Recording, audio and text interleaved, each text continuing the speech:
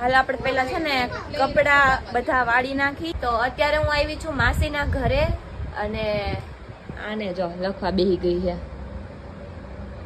અને એને લીધા છે કેરીના બોક્સ. જેને જોતી હોય ને અહીંયા આવી જાજો કેરીનો રસ ખાવા માટે.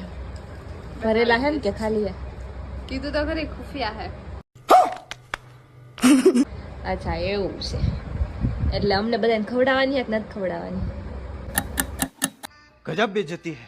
નથી ખવડાવવાની એટલે ભરેલા નથી એવું ને? ટૂંકમાં ખાઈ લીધા, પૂરા કરીને રાખી દીધા અહીંયા. અને એને જો ખુફિયા કેટલામું ભણસ તું? वो एक राज, છેલ્લું वो एक राज है.